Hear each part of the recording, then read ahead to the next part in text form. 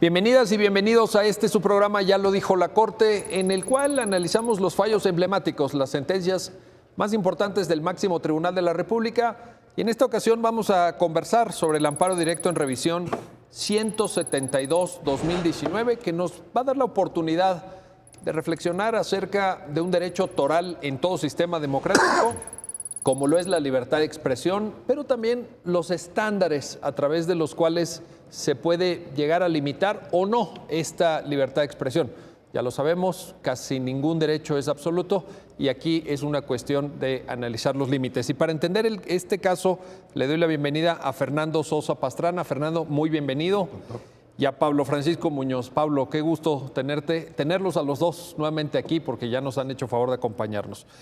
Pues te pido, Pablo, si nos ayudas a entender los hechos que dan lugar al surgimiento del caso y que a la postre permiten este pronunciamiento de nuestro máximo tribunal, por favor.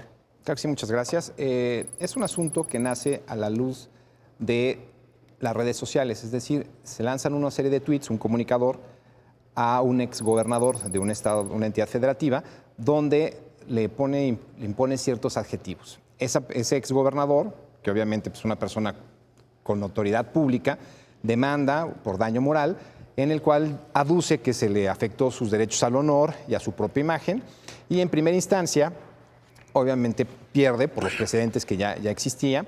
En segunda instancia ratifican esa sentencia y acude al juicio de amparo directo, donde empieza a invocar que existe una disde inconstitucionalidad de los artículos 30, fracción primera y 31 de la Ley de Responsabilidad Civil para la Protección del Derecho a la Vida Privada, el Honor y la Propia Imagen de la Ciudad de México, en los que empieza a manifestar que existe una discriminación por cuestión de que él, al ser una figura pública, se le impone una carga excesiva y que por ello se lo están discriminando.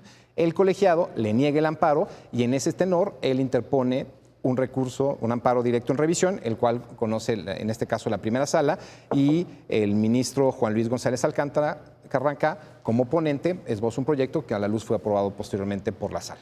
Perfecto. Fernando, con esto que nos comenta Pablo, pues parece un asunto en su origen civil, pero que a la postre tiene un significado constitucional, es decir, lo tiene que tener para la propia procedencia del recurso. ¿Qué hay ahí en términos constitucionales? En términos constitucionales podríamos decir que cualquier caso de responsabilidad y de daño moral tiene la aplicación del estándar tradicional de la responsabilidad extracontractual. Pero en tratándose de la actividad periodística, hay una ley específica, por lo menos para la hora Ciudad de México, en el que establece, digamos, que además de los 4 elementos que debe integrar cualquier tema de responsabilidad y de daño moral, un estándar para la protección de la libertad de expresión. Es decir, lo que se manifieste del contexto de una actividad periodística debe tener un estándar elevado, atendiendo, 1, a quien lo emite y 2, hacia quien recibe la crítica. Y entonces creo que aquí en términos constitucionales estamos en presencia de una normatividad que sí prevé específicamente, digamos, lo que otros tribunales internacionales, tribunales de otros países, hasta la propia Corte, ha empezado a construir y ha denominado, digamos, en varias formas como real malicia, malicia efectiva. En términos concretos, eso es lo que tiene en términos constitucionales. O sea que una institución que tradicionalmente se estudiaba como institución de derecho privado, la responsabilidad civil, extracontractual en este caso, en su vertiente de daño moral, digamos que se aproxima, se cruza de alguna forma con este tema de libertad de expresión. Y ahí sí es donde adquiere, como muy bien lo señalas, el matiz constitucional, ¿no? Claro, adquiere un matiz constitucional porque no podemos analizar ninguna institución, digamos un poco para recapitular. En nuestra libertad de expresión y en nuestro sistema regional, el papel que tienen los medios de comunicación son fundamentales, tanto para una dimensión individual como para una dimensión colectiva. Entonces, no podemos entenderlo como una simple relación o una interacción de particulares. No podemos verlo simplemente como una afectación al patrimonio moral en términos netamente del derecho civil, en donde las categorías crematísticas que a veces imperan en esas relaciones o la naturaleza de buena fe con una regla casi decimonónica que siempre se va a beneficiar de aquella persona que no busque un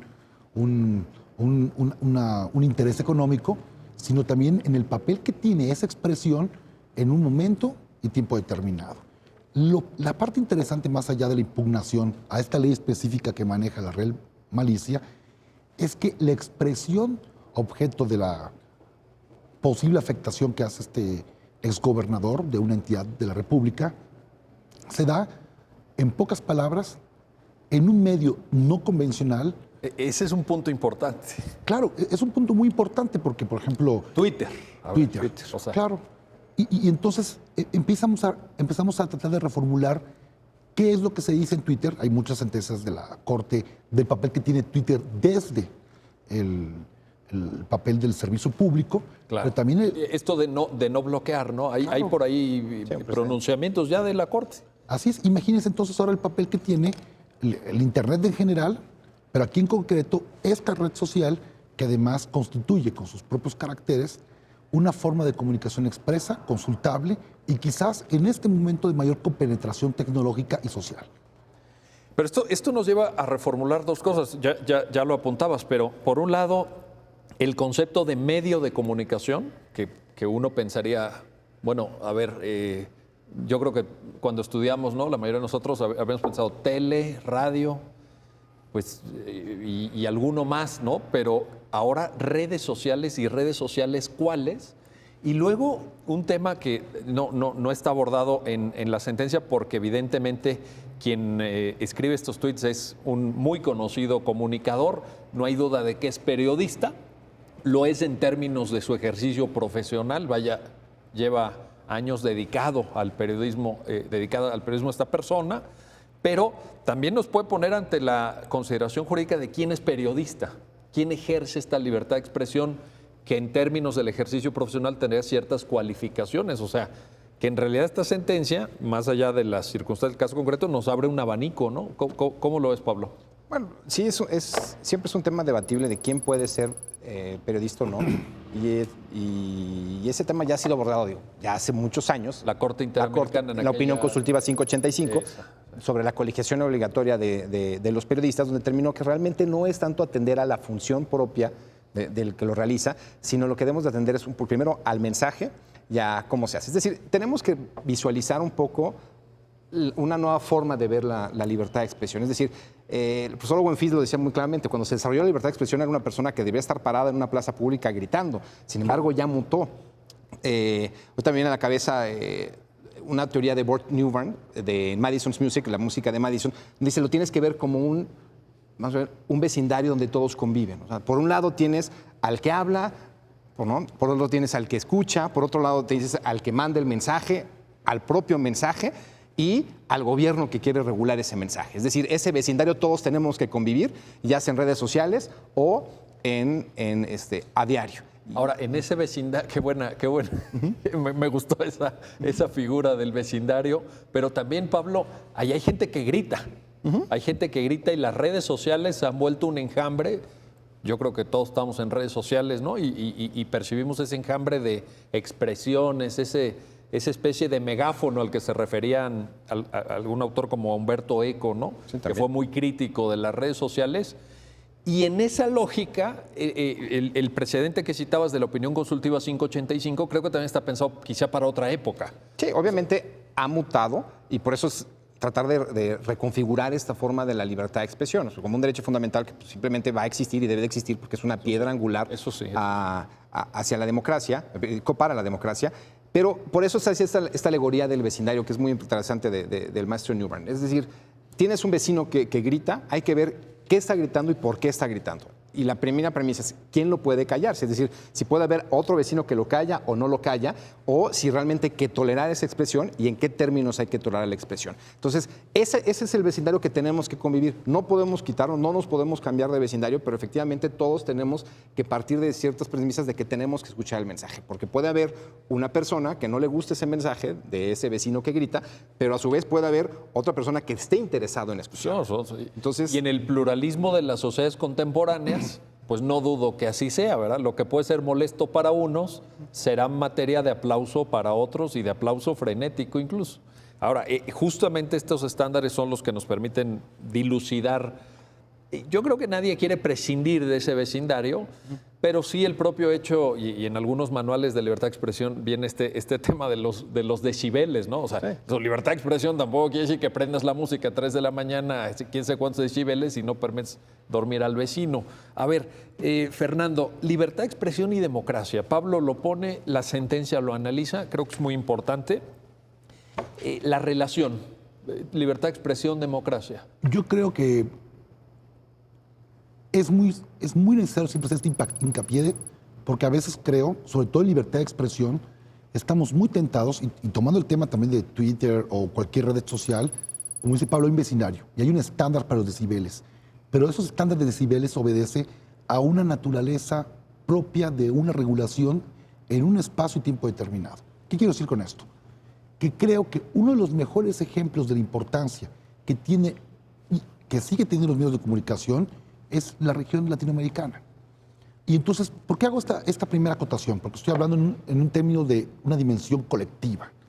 Pero también para evitar, en este tipo de asuntos, evitar caer quizás en unos trasplantes o visiones legislativas que podrían obedecer a una necesidad de comprender nuestra realidad regional. ¿Pero te refieres, por ejemplo, al tratamiento que el tema recibe en Estados Unidos? No, me refiero, por ejemplo, que las restricciones que pueden haber en libertad de expresión como consecuencias previas o responsabilidades ulteriores pueden ser totalmente distintas al sistema europeo que al sistema latinoamericano, del sistema interamericano. Las dos reglas convencionales tienen distintas modalidades que obedecen a una visión regional. ¿Por qué? Porque en América Latina, por el proceso histórico que hemos tenido, por las consecuencias de nuestro devenir, en nuestra etnicidad, la libertad de expresión ha jugado un papel relevante. O sea, basta leer cualquier libro, desde Las Venas Abiertas, que es un libro fundamental, o cualquier libro de Eduardo Galeano, o pensar, yo recuerdo mucho lo que decían mi abuelo que trabajaba en un medio de comunicación, decía, a veces las revoluciones surgen con un mimeógrafo. O sea, es un aparato que ahorita es inexistente para las nuevas juventudes, tendría que explicar de qué trata, pero es lo más cercano al Twitter para hacer ruido en esa época. O sea, lo más cercano al Twitter. Porque tenías poca tinta, poco papel, pero la posibilidad de poder generar esto da un contexto muy propio en América Latina. Ahora, pero estás hablando de una forma de comunicación que partía de un espectro que profesionalmente se dedicaba a eso, que tenía el estado del arte en ese momento, que era la tecnología que el avance había podido tener, pero que ahorita con las redes sociales, pues esto ya, ¿Se democratizó? Se democratizó. O sea, ponía el ejemplo del mimeógrafo porque en su momento histórico, el que tenía una imprenta tenía que tener un acceso económico muy complicado. Claro. Y además tenía que tener ciertas autorizaciones, Exacto. acceso al papel, que el papel también estaba restringido por normas que buscaban un efecto inhibidor, si lo quieren ver. El mimeógrafo es un ejemplo histórico de democratización de la libertad de expresión. Era mucho más barato, portable, se podía instalar en cualquier parte, permitía que el flujo de las ideas tuviera una mayor movilidad que quien tenía el poder económico de una imprenta. Y quizás sea un poco vetusto que yo tome esta idea, pero lo quiero poner en contexto. El Internet democratizó el conocimiento y democratizó la expresión de ideas. Democratizó la forma en que entendemos a los medios de comunicación. Hace mucho tiempo podríamos entender la importancia del papel escrito, sigue teniendo esa importancia, pero creo que la forma en que la gente ahora se asimila de una opinión es por el uso del Internet y por las diversas ventanas que este Internet provee. Bueno, tan es así, tan es cierto lo que dices, que en el caso concreto, un periodista que viene del periodismo tradicional, vaya, de medios impresos y de la tele, pues usa Twitter y en términos del planteamiento jurídico, como muy bien Pablo nos lo sintetizó, pues viene del ejercicio de la libertad de expresión, pero en el mundo cibernético. Y yo creo que eso cambia bastante. O sea, tomando esos estándares de la opinión consultiva de la Corte de los años 80 o el muy atinado ejemplo del mimeógrafo, pues estamos en una situación diferente. Es decir, alguien con cuántos seguidores en Twitter, yo pienso en la gente que nos está viendo también y dice, oye, yo estoy en la situación de obtener los mismos estándares de protección que alguien que se dedica profesionalmente al periodismo o no. Un tuitero que tiene 150 seguidores. Allí hay un debate interesante. Por eso, digo, la Corte y la doctrina constitucional de la Corte, inclusive tomando la doctrina constitucional Estados Unidos han resuelto 3 tipos de figuras para ver quién puede ser el afectado o no. Por un lado tenemos lo que es el servidor público, aquel funcionario que nada más puede hacer lo que está facultado para él. Tenemos a una persona que tenga proyección pública, que lo conocemos como figura pública, y aquel persona que no tiene una proyección, que no sería pública. A ver, Pablo, ese segundo supuesto, ¿de qué estaríamos hablando? Persona con proyección Con proyección pública, lo que se conoce como una figura pública. Es decir, no solo él se expone directamente para su vida diaria o por sus actividades, hay una ansia, vamos a llamarla así, de la gente por saber lo que hace y le interesa, hay un interés social de saber lo que él está haciendo, ya sea porque lo divulga o porque lo tiene. Como en este ejemplo puede ser un influencer, se está haciendo en una red social. Este programa está quedando muy moderno. En una red social, él lo que está tratando de hacer es llamar la atención, se está tratando de posicionar como una figura pública. Ahora, ¿qué conlleva? Además vive de eso probablemente, o tiene algún ingreso, o por lo menos... ¿No? O simplemente busca el aplauso o el alarido público de que pues, es una figura conocida. Ahora, ¿cuáles son las implicaciones de tener ese estatus, vamos a llamarlo social? Si eres un servidor público, pues evidentemente, además de ciertas responsabilidades, lo que vamos a conocer es tu umbral de protección. Es decir, hasta dónde puede el Estado, bueno, no tanto el Estado, hasta dónde ese conocimiento, esa ansia de saber de ti, puede hacer que ceda tu intimidad y tu propia imagen. Entonces, obviamente los servidores públicos, por su labor, deben estar sujetos a una crítica y su umbral de protección es bajo. Pero lo mantienen, ¿no, Pablo? O sea, obviamente lo mantienen, pero es una línea muy delgada y ahorita es donde entra la otra parte de que analiza la sentencia, que es la real malicia o la malicia efectiva. Es decir, tiene que haber un ánimo de dañarte esa imagen, pero tienes que soportar la crítica, ¿no? Por otro lado, tenemos a las figuras con proyección pública, que sea una figura pública, una persona con proyección pública, que también está sujeto a esa crítica, y por otro lado tenemos a las personas que no tienen proyección pública, donde su umbral ahí es alto. ¿A qué me refiero? Vamos a poner un término. Como es chorrito, que se sea grandote, se sea chiquito. Aquí el problema es que tenemos que, cuando es una persona que es un funcionario público o una persona con proyección pública, su umbral de protección es bajo. ¿Qué implica ello? Que efectivamente está sujeto a la crítica y al escrutinio público de su actuar. Podemos preguntar con quién fue a comer, quizá. O criticar por qué está haciendo sus actividades, porque él se está poniendo en esa esfera pública. Y criticarlo de manera... Sí. Ahí hay que analizar realmente el mensaje, si la crítica, ¿no?, está o no está hecha para un ánimo de dañar, que sería la cuestión del estándar. Ahora, esto no es nuevo. ¿No? Desde 1964, en el caso de New York Times contra Sullivan, claro, empiezan a analizar estas cuestiones de un servidor público la Corte de Estados Unidos, ¿no? Y en 1967, ya lo que es Curtis Publishing versus Botts, analiza esa figura de una persona con proyección pública, si su umbral de protección es alto o bajo. Y la misma Corte, en un caso que es Gertz versus Wells, ya del 74, ya determina fundamentalmente que las personas con que no tengan proyección pública no tienen un umbral de protección diferente. Es decir, se fijó un estándar. México llega un poco tarde a esta protección de la libertad de expresión, a esta colisión que se da entre el derecho a la intimidad de las personas, de su forma de conducirse en lo privado, con la esfera pública, y que sería el ansia de saber que estaría protegido por la libertad de expresión. Ahora, dices derecho a la intimidad o derecho a la vida privada, pero se proyecta el derecho al honor también, ¿no? Porque entiendo que los tweets no eran relativos a la vida privada de esta persona, era una valoración sobre su desempeño o sobre, en fin, o estaba en la línea, ¿no?, de vida privada. Perdón, era una crítica que se le hacía al servicio, cuando él fue servicio público. Ahora, sí, ¿qué se analizó en este caso? Era una persona que era exgobernador. Sí. Evidentemente, lo que se estaba criticando era en su función. Lo que se empezó a estudiar es, bueno, vamos a ver, tú cuando eras funcionario público tenías un umbral de protección.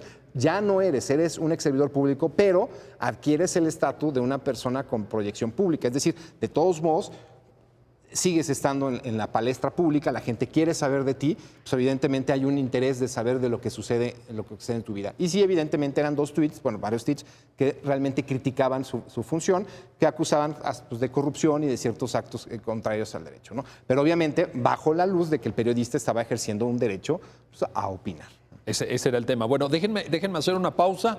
No se vayan, regresamos enseguida para seguir platicando con Fernando Sosa, con Pablo Francisco Muñoz, sobre el amparo directo en revisión 172-2019 y estos estándares de libertad de expresión, ejercicio del periodismo y sus límites, por supuesto. Regresamos enseguida.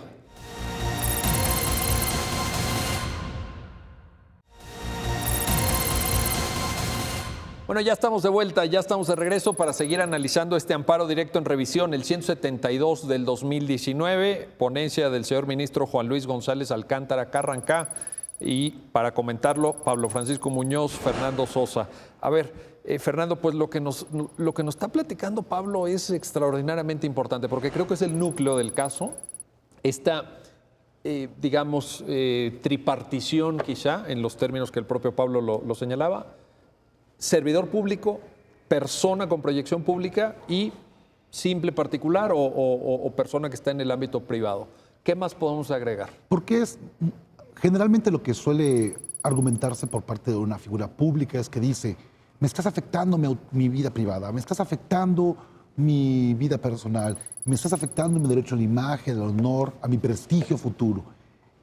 Y es difícil entenderlo o explicarlo, yo creo, o pensar, si lo pensamos en términos de bis, si lo pensamos en términos de dos ciudadanos presentados enfrente de un tribunal que tiene que luchar por sus derechos en términos bis, si no tiene que explicarse el contexto. Y yo creo que la alegoría que usa este autor de Madison Music puede explicar este contexto. La libertad de expresión se desenvuelve en un ámbito individual y colectivo o social. Tomemos el ejemplo del vecindario. Cada persona es una casa en este vecindario. Cada persona que tiene su propia autonomía de saber cómo tiene que arreglar su casa, qué pone en su casa, qué música pone en su casa. Y el contexto social es precisamente esta comunidad que anida en este vecindario. Tomando esta misma alegoría, uno podría pensar, yo soy libre de decir desde mi casa lo que yo quiera. Y el otro puede decir, tú te puedes meter en mi casa a menos que me afecte a mí. Y entonces en un plano de bis se podría entender. Cada quien debe respetar la autonomía de una persona u otra. Tus vejaciones o tus palabras deben estar en el contexto del respeto. Pero, ¿qué es lo que une a esta vecindad? No son casas aisladas, son una comunidad que está vinculada y que tiene interés público. Quizás lo que grita esta persona no simplemente sea ruido, sino esté gritando alguna cuestión que sea fundamental para comprender el papel que hacen los administradores de ese vecindario, cómo trabajan esos vecindarios, y entonces lo que hace ese habitante de esa dimensión individual adquiere un interés público. Y entonces lo que explica Pablo con esas tres dimensiones es básicamente el cómo, aunque todos convivamos este vecindario en el que se suscribe la libertad de expresión, debemos entenderlo en un sistema de corresponsabilidad. Hay personas en esta autonomía que tienen un interés público de su actividad hacia todos. Y quien lo denuncie, quien lo diga, quien haga hasta actos de burla, de provocación. Sí, porque pueden ser también comentarios, la propia sentencia, recuperando esta expresión tan afortunada de New York Times versus Sullivan lo cita, pues pueden ser comentarios cáusticos, comentarios incómodos, provocadores, heterodoxos, vaya, no sé cómo llamarlo, pero la libertad de expresión no necesariamente se debe de acotar a aquello que resulta simpático o agradable o políticamente correcto, sino pues también para proteger esas expresiones limítrofes, ¿no? Que permite nutrir la discusión pública, que permite entender el caleidoscopio que debe haber en cualquier sociedad democrática en la expresión de ideas. Entonces la pregunta que uno se debe contestar siempre en libertad de expresión es, ¿se protege? Sea quien sea el emisor, porque se parte hasta de referencias teóricas, hasta hablamos del periodista ciudadano. Ahora sí, claro. Por eso de Twitter, es lo que decíamos. Se protege más, también la calidad del emisor está en el contexto de lo que hace el emisor, un poco en términos semióticos. Pero lo que se protege es el libre tránsito de las ideas, la pluralidad de las ideas, el contenido de las ideas que pueden ser hasta provocadoras, porque se busca un interés público para nutrir el debate público. Y entonces el destinatario de estos comentarios va uno a entenderlo en el contexto del interés público. Por eso cuando hay una triple dimensión de protección, está pensada en esta dimensión colectiva, en el vecindario en el que se vive esta libertad de expresión. Que somos nosotros, o sea, cuando usan ustedes la figura del vecindario, están hablando de nosotros, de todos los que de alguna u otra manera participamos en la esfera pública, ¿no? Claro, y entonces en este vecindario que somos todos, entonces tenemos que entender qué es de interés público. ¿Qué puedo decir sin que se constituya una invasión a una esfera de autonomía, digamos, de vida privada, intimidad, imagen o derecho a la reputación? Palabras más, palabras menos. Y entonces esta esfera como un núcleo duro, atendiendo esta idea de interés público de la dimensión colectiva de la libertad de expresión, se va acotando, atendiendo al destinatario de esta crítica, de este comentario, de esta información. No es lo mismo hablar de un servidor público que él por voluntad propia se coloca en la escena pública, se coloca en la lucha política, se coloca en los reflectores, que una persona de, como dice Pablo acertadamente, de una persona de proyección pública y una persona privada que vive ajena a la discusión de la vida pública. ¿Qué es lo que yo puedo y cuál es la esfera de intimidad? Quizás podríamos verlo como un gran globo.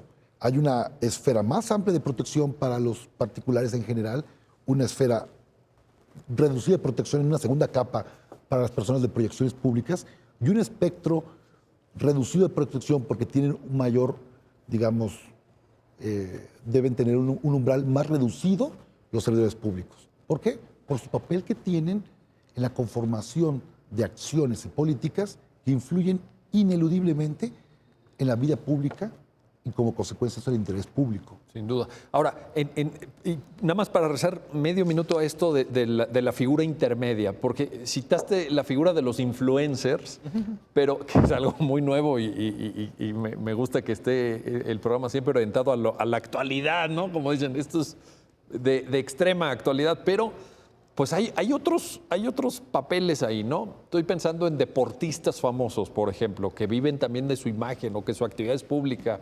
Estoy pensando en artistas, gente que también vive de su imagen. Estarían ahí, ¿no?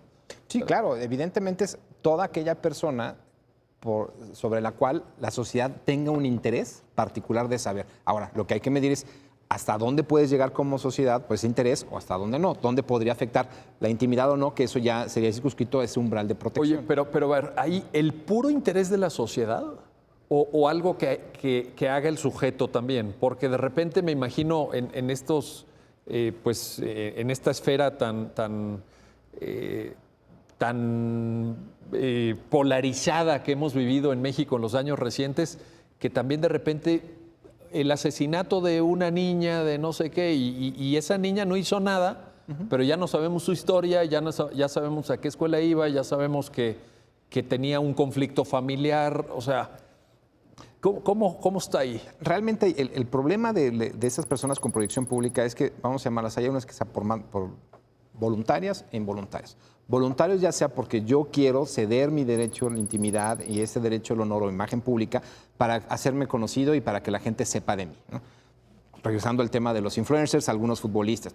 Hay otras personas sobre la cual nace un interés directo de la sociedad por saber, ¿no? Los mal llamados lords y ladies, por ejemplo, donde se hace una mofa pública, donde se les hace una mofa pública, se les empieza a exhibir y realmente el problema es que la sociedad quiere saber realmente de ellos. Entonces, sí, evidentemente tiene que ser caso por caso para determinar hasta dónde pueden afectar su intimidad o no.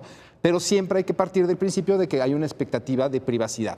Ellos tienen una expectativa de privacidad al momento que difunden sus actividades en redes sociales o se hicieron grabar para hacerse famosos, pues su expectativa de privacidad podría ser baja. Si realmente no hay nadie y alguien violó esa expectativa de privacidad, pues obviamente su umbral de protección debe de variar y se sujetaría a otro estándar, pero tendremos que analizarlos caso por caso.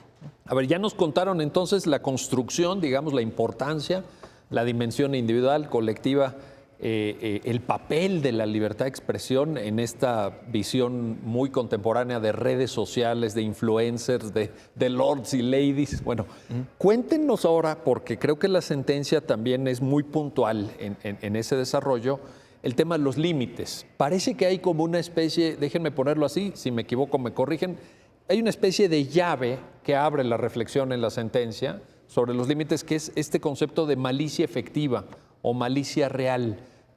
Digamos, como detonante de la exigencia de responsabilidad. ¿Cómo lo podemos entender? Creo que lo podríamos entender como un sistema de restricciones previas y consecuencias ulteriores. ¿Qué significa esto? Que para que no exista un efecto inhibidor, un efecto escalofriante en la libertad de expresión, se creó una serie de reglas para que, atendiendo a la persona que recibe la crítica y quien la emita, el estándar de punibilidad de su actuar pueda verse más controlado, para que no exista, digamos, un efecto inhibidor en esto. ¿Qué significa esto? Que, como bien dice Pablo, atendiendo a tu propia actividad personal, o voluntaria e involuntaria, tu expectativa de privacidad se puede reducir o no reducir.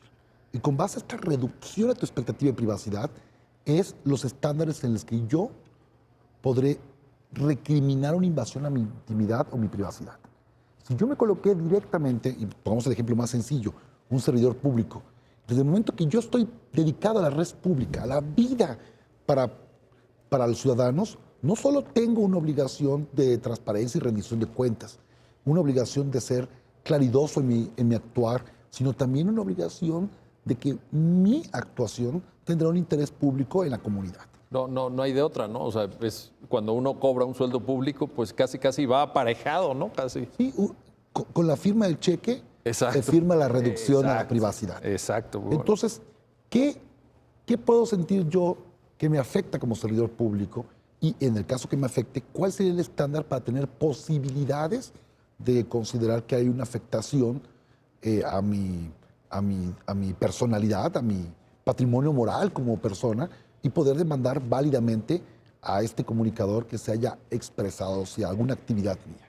Y creo que esto es el concepto de real malicia. Se crea un estándar tripartito, atendiendo a esta misma tipología que existe para servidor público, para figura pública y para simples particulares, como dice la sentencia. En esta misma manera se podrá demandar con éxito o no éxito alguna afectación a mi posible intromisión, a mi vida personal, imagen propia, honra o privacidad. Aquí hay un punto muy interesante.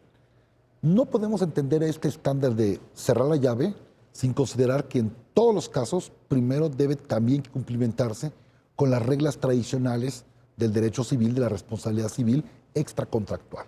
Es decir, primero, que exista alguna vulneración a alguno de estos derechos, intimidad, privacidad, honra, etc. Dos, que el criterio de imputación derive ya sea por una intención dolosa o negligente, que exista como consecuencia de esto un daño, es decir, una afectación al patrimonio moral de la persona que se siente afectada, y por último, una relación de causalidad, es decir, que entre el acto ilícito o imputable como contrario al derecho existe un resultado dañoso. Una vez cubierto, digamos, el camino tradicional, debemos entonces verlo desde el punto de vista de las restricciones o, digamos, del espectro de privacidad de una persona pública. O sea, hasta ahí estaríamos en la teoría clásica del derecho civil. Estamos en el derecho civil todavía. Puro y decimonónico. Pero vigente. Vigente. ¿No? Lo traemos al Estado constitucional de derecho, lo metemos en ese filtro que llamamos los derechos fundamentales o los derechos humanos, y entonces generamos estos estándares. Claro, y decimos, ahora, hay que tomar en cuenta que cuando el sujeto, quien se siente afectado en su honor, lo que ya hemos dicho, tiene algún tipo de actividad que pueda entenderse de interés público, no solo basta cumplir con los estándares clásicos de responsabilidad civil extracontractual, sino también hay que entender un estándar atendiendo a su proyección o a su propia sujeción a una vida pública que hace que su expectativa de privacidad se reduzca. Y entonces, lo que uno entiende por real malicia variará ineludiblemente si hablamos de un servidor público o hablamos de una figura pública. O sea que esta tripartición que ustedes nos hacían favor de explicar respecto al sujeto, digamos, destinatario de la información, ahora se proyecta a los estándares que son aplicables a quien emite la información. ¿Cómo se construyen en las sentencias estándares, Pablo? Bueno, se analiza toda la doctrina que ha habido sobre los supuestos de la propia primera sala y se analizan varios amparos, el amparo directo 28-2010, el amparo directo en revisión 1474/13, donde se fue fijando y se estableciendo un estándar sobre estos tipos de umbral de protección y cómo se tendría que directamente acreditar. Es decir, hasta dónde la expresión puede ser, vamos a llamarla así, como un estándar de responsabilidad civil, dañoso o no dañoso. Y se empieza a construir a la luz también de los agravios propios en este caso, del exfuncionario público, ahora figura pública. ¿Por qué? Porque él refería que ese estándar de malicia que decía Fernando, esa real malicia que se estableció como una restricción para que tú puedas acceder a un beneficio de una responsabilidad civil, es decir, a una indemnización, tiene un estándar diverso para esas 3 personas. Entonces, lo que reclamaba aquí propiamente la persona es decir, oye, es que a mí me están discriminando porque soy una figura pública y me estás poniendo una carga que no la tienen, en este caso, otros de las 3, ¿no? Si bien podría ser considerado que el servidor público la debe de tener, como ya lo advertíamos anteriormente, dice, yo como figura pública, ¿por qué tengo que tener ese estándar? Y me están discriminando. Y ahí lo que la sentencia aborda es pues, la forma de la doctrina que tiene la propia primera sala y la Suprema Corte de Justicia, el Pleno, sobre las cuestiones de discriminación. Si realmente estamos discriminando o no estamos discriminando. Y ahí lo que aborda el proyecto sobre las cuestiones de discriminación, bueno, pues hay 2 tipos de discriminación, una directa o una indirecta. Una directa podría ser ese tipo de, cuando afectas a esas categorías sospechosas, diciendo en breve, por esas categorías sospechosas le estás aplicando una norma o estás aplicando un acto diferente. Y aquí, a ver, Pablo, categoría sospechosa. Sí. En otros programas lo hemos discutido, lo hemos analizado, pero recuérdanos, por favor. son todas aquellas que contenido de están mencionadas en el artículo 1 constitucional, inclusive en el artículo 1 de la Convención Americana sobre Derechos Humanos. Son aquellas que hacen distintiva a una persona, ya sea por su sexo, por su orientación sexual, ¿no? Por esa categoría que te puede diferenciar de uno sobre otro y que te sujeta a discriminación. Religión, ¿no? Religión, por ejemplo, o sea, todo lo que nos diferencia, esos puntos que nos hacen diferentes a algunos seres humanos, que por los mismos pueden ser sujetos a cierto escarnio o a que te puedan expulsar de ciertos contextos sociales, de este vecindario que Ahora, vivimos. pero si caemos en eso, si caemos en el uso de estas categorías sospechosas, ¿eso se proyecta a qué? ¿A una forma de controlar, a un escrutinio, como dice de repente la jurisprudencia? ¿Por qué es importante el concepto? La doctrina lo ha establecido que primero hay que analizar 3 tipos de... La doctrina habla de tres tipos de escrutinio. Los precedentes de la Corte hablan 2. Realmente es un escrutinio débil, estricto e intermedio, lo dice la doctrina. Y los criterios que ha manejado directamente la Corte es ver cómo lo vamos a analizar. Vamos a ver un escrutinio débil y un estricto, atendiendo a si la discriminación es directa o indirecta.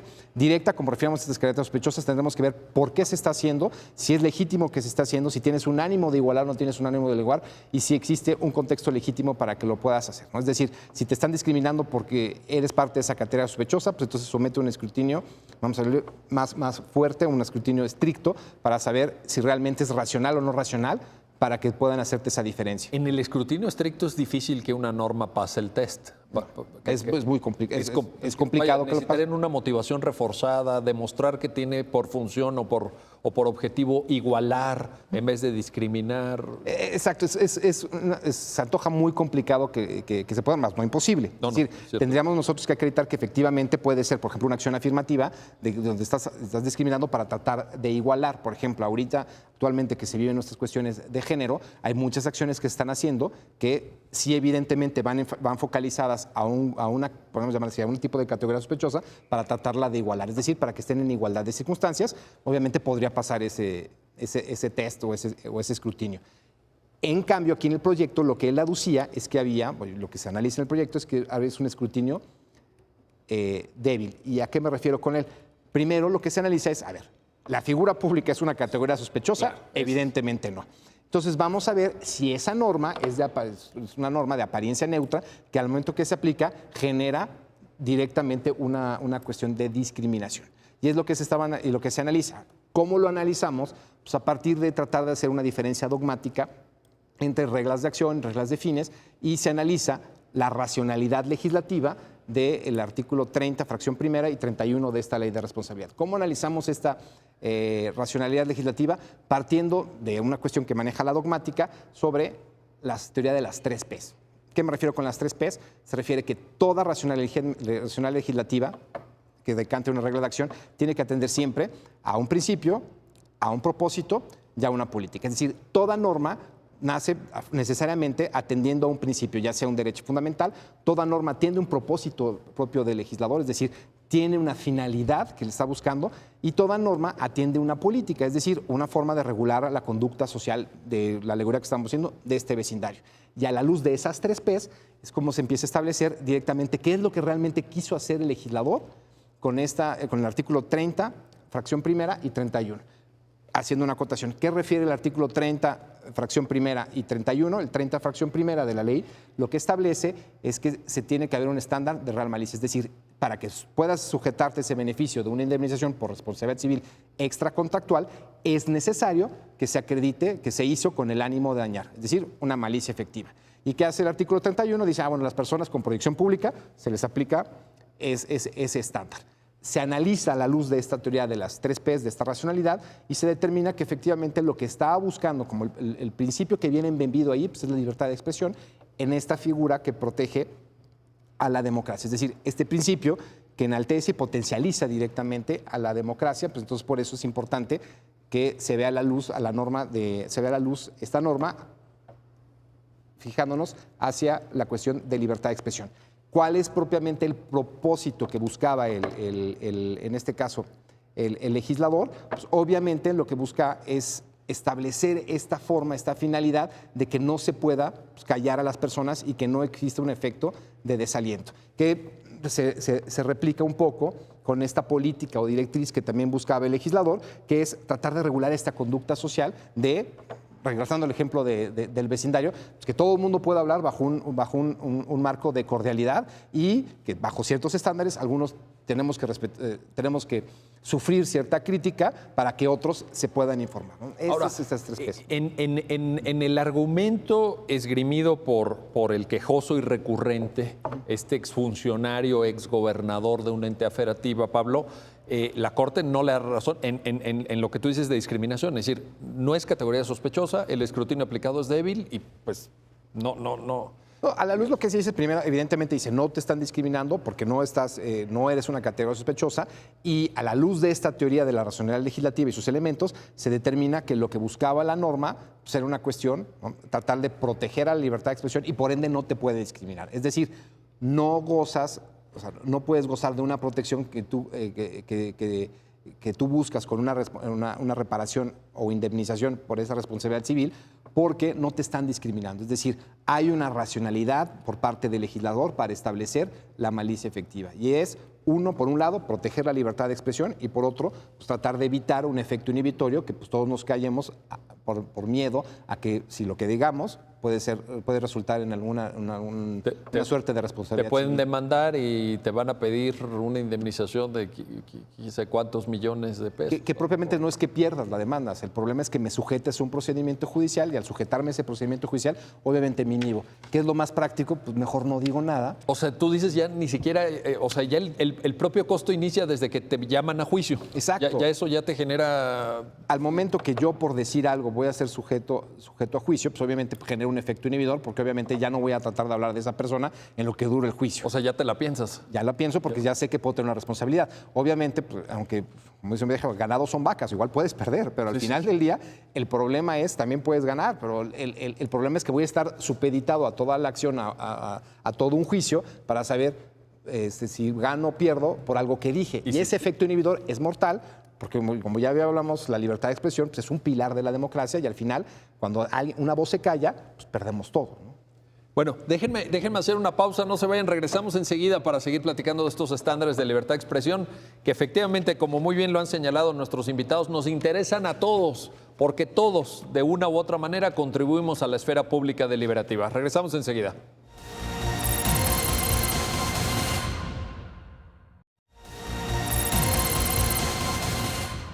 Bueno, ya estamos de vuelta, ya estamos de regreso con nuestros invitados Fernando Sosa Pastrana, Pablo Francisco Muñoz Díaz, y estamos platicando de este amparo directo en revisión 172-2019 que involucra pues una discusión, un enfrentamiento entre un comunicador, un periodista conocido y un exgobernador de una entidad federativa.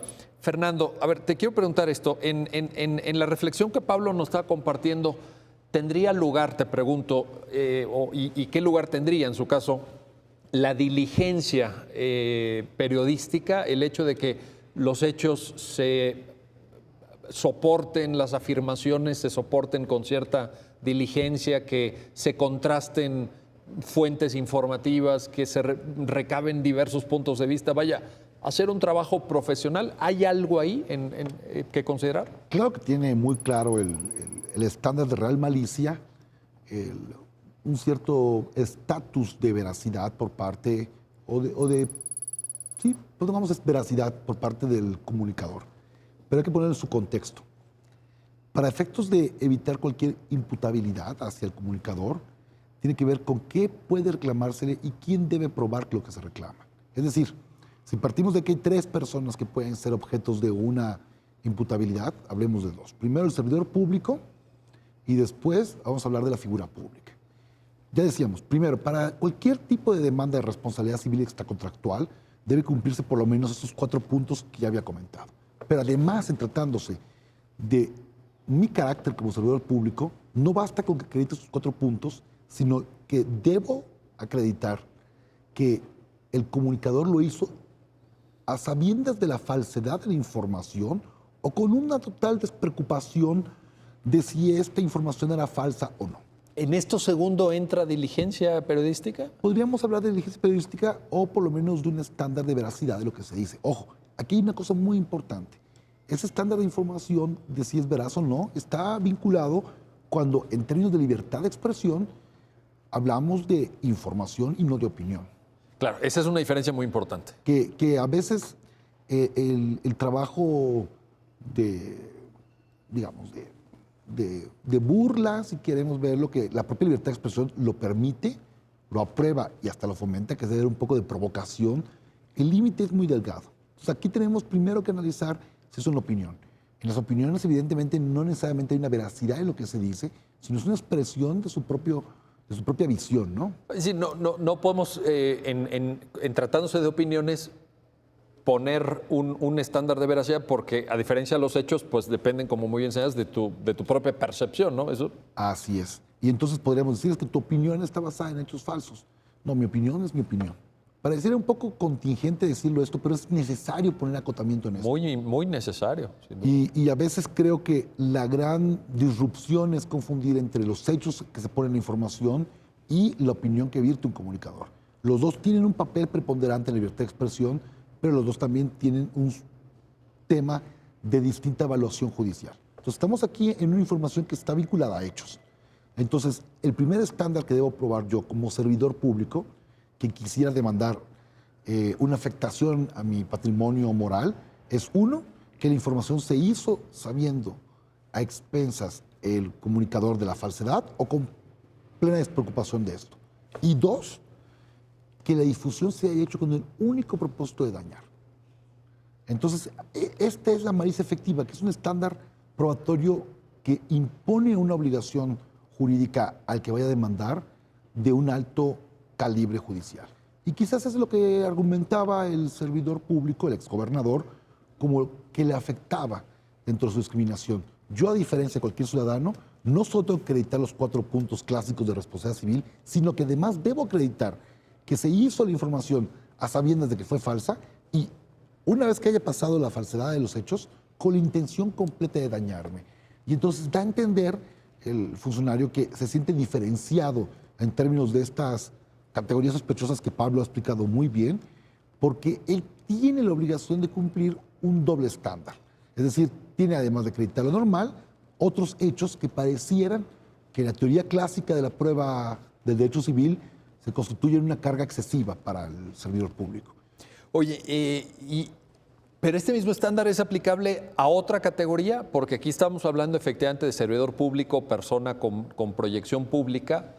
¿Se le puede exigir el mismo estándar a la información que pudiera estar referida a un particular, por ejemplo? Obviamente allí cambia el umbral de protección y el umbral de protección es alto. Es decir, se tiene que respetar su derecho a la intimidad y ese derecho a la privacidad, por sobre todo un derecho a su propia imagen, ¿no? Que es uno de los objetivos que trataba de regular la ley de responsabilidad para la protección del derecho a la vida privada, del honor y la propia imagen, ¿no? Tratar de poner estos estándares probatorios para las demandas de responsabilidad civil. Obviamente el artículo 30, fracción primera, y el 31 nada más aplican, el 30, fracción primera para servidores públicos, 31 para personas con proyección pública, lo que sería una figura pública, pero no se aplica el mismo estándar para una persona que no tenga una proyección común. Es decir, un ciudadano a pie que realmente pues, no tendría nada que ver, podría él acudir demandando y solicitando directamente, pues, oye, no hablaste mal de mí, me dijiste tal cosa, yo realmente pues, no tengo una proyección pública, pues entonces mi estándar de protección pues, es alto y podría beneficiarme. Es decir, palabras más, palabras menos, a él no se le aplicaría el estándar de real malicia o malicia efectiva. Este término es clave en este caso, pero también en muchos otros, incluso en New York Times versus Sullivan lo fue. Veracidad, que es distinto de verdad. No le podemos exigir a alguien que participa en el debate público un estándar de verdad, y sé que hay un debate en filosofía jurídica y en teoría del derecho sobre qué es la verdad y cómo se aplica a temas del proceso judicial, pero en términos periodísticos, veracidad y verdad. Veracidad es lo que podemos exigir, ¿no? Sí, un término de veracidad, por eso decía que hubiera, digamos, tiene razón, el adverso de hablar de falsedad como un adverso de lo que es fáctico, ¿no? Creo que lo mejor sea veracidad, porque lo que se busca es una expectativa, digamos, o un trabajo razonable de veracidad en lo que se dice. Si le exigimos verdad completa a los hechos periodísticos, el estándar sería más perjudicial, porque le exigiríamos una actividad casi con una carga diabólica para los medios de comunicación, casi de imposible cumplimiento. Como si fuera el periodismo casi una indagación científica de laboratorio, ¿no? De ciencias físicas casi, o de ciencias duras. Y no es una ciencia exacta, porque también es una ciencia que tiene la necesidad de informar hechos en los que uno busca corroborar la veracidad en la medida de lo posible y en las condiciones de posibilidad. Y por eso es muy interesante la protección que se da aquí, porque yo debo acreditar que lo hizo con pleno conocimiento de la falsedad completa. Y cuando se habla de este adverso de falsedad, evidentemente estamos pensando que él no tomó ni siquiera un indicio de veracidad, que diría con eso cumpliría con su preocupación por dar información lo más cercana a la realidad, atendiendo a esta complejidad que es el mundo de la comunicación. Y una comunicación, Pablo, además que es en tiempo real. O sea, estoy pensando en que todavía cuando estaban los medios tradicionales, pues había más filtros, había un trabajo de edición en tele, en radio, pues la figura del editor, ¿no? La figura del que analizaba. Todavía en los periódicos, en muchos periódicos europeos y norteamericanos está la figura del checador de hechos, ¿no? El fact-checking, etcétera. Y ahora en estas redes sociales parece que filtros de esos pues no hay, ni ediciones. O sea, uno tuitea en tiempo real. Y el problema del Twitter o ese tipo de redes sociales es en qué categoría lo vamos a poner. Podríamos nosotros indicar, por lo que se refiere, que no fue una parte propia de análisis de este proyecto, pero sí diríamos que probablemente todo lo que se dice en Twitter pues, parte de una opinión, vamos a decir, personal, entonces por eso no se le aplicaría ese tipo de estándar de veracidad, a diferencia de aquellos que quisieran narrar ciertos hechos donde sí se les aplica un estándar de veracidad o una diligencia de cuidado de poder verificar, ¿no? Es decir, cuando algo es verificable y cuando no. Como ya bien decía Fernando, una cuestión que no esté sujeta a verificación debe ser las opiniones. ¿Por qué? Porque si me vas a sujetar mis opiniones a que nada más pueda decir hechos verdaderos, va a dejar de ser una opinión. Claro. No tiene sentido. Es que en opiniones, lo decía muy bien Fernando, pues partes de tu propia subjetividad. Oye, ¿a ti qué te parece el desempeño de tal gobernante? ¿O qué te parece tal política pública? ¿O cómo juzgas el desempeño de tal deportista en el partido, verdad? Bueno, pues estás dando una opinión. No, abandonaremos las redes sociales completamente porque si todas las personas podrían ser sujetos a ciertas demandas por estar opinando, pues obviamente se genera un efecto inhibidor de tal manera pues, que perdería la libertad de expresión, ¿no? Y esto también en alguna otra sentencia de la primera sala se aplica a medios tradicionales. Estoy pensando en el periodismo, que no es lo mismo, digamos, la nota que viene relatando hechos en cualquier parte del periódico a la página de opinión, claro, donde vienen artículos de personas que dan sus impresiones personales sobre eso, ¿no? Sí, evidentemente tiene un estándar, por ejemplo, el amparo directo 28-2010, que era entre dos medios de comunicación, donde ahí se refiere directamente pues, a este punto, ¿no? Obviamente pueden tener una opinión, pueden tener una crítica, ¿no? Lo único que hay que establecer es un respeto, ¿no? Hasta dónde realmente puede subir a esos decibeles que hablábamos. Oye, ahí, yo creo, a ver, lo pongo a consideración de ustedes, pero en ese caso sí podemos decir los nombres de las partes, ¿no? Porque eran públicos de esos medios de comunicación, ¿no? Sí, claro, en ese caso el 28-2010 era la jornada contra Letras Libres, Demos Desarrollo de Medios, SASB, contra pues, lo que fue un gran precedente, la jornada, imagínense el litigio, el periódico La Jornada contra la revista Letras Libres, de ese calibre fue ese litigio. Sí, ahí obviamente son cuestiones que van avanzando porque es como todo este tipo de responsabilidad que quedó atapada en el tiempo, ¿no? En ese precedente 28-2010, la demanda, si no me equivoco, se presentó en 2003, ¿no? Donde todavía estaba penalizado la calumnia. Entonces fue una secuela de diferentes procedimientos que culminó en una resolución directamente de la primera sala, ¿no? Que es como realmente está el diseño de esta responsabilidad civil, ¿no? Como bien decía Fernando, es una cuestión decimonónica donde cuando se establece este tipo de responsabilidad civil se atajaba a los derechos de la personalidad, no propiamente los derechos humanos, y ya hasta que empezó a montar un reconocimiento diferente. Hay una lectura constitucional ahora.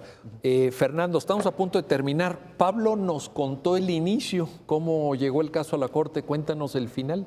¿Quién obtuvo la razón? Pues afortunadamente es un final feliz. Es un final feliz, a ver. Bueno, ¿feliz para quién? Diría, ¿no? En la dimensión social, para todos. Para la libertad de expresión. Bueno, para los derechos humanos. Efectivamente, el servidor público consideraba de que esta diferenciación, que estándar que se le exige de real malicia, es decir, que él acreditara la real malicia entendiendo esta dualidad de, uno, acreditar que se hizo a pesar de conocerse la posible falsedad de hechos, y dos, con la intención de daño, no constituía una categoría sospechosa por no estar encuadrada en este listado que prevé la Constitución y otros instrumentos convencionales, pero dos, que es una diferenciación que no implica un perjuicio a su esfera personal, sino que implica un candado de salvaguarda a la libertad de expresión.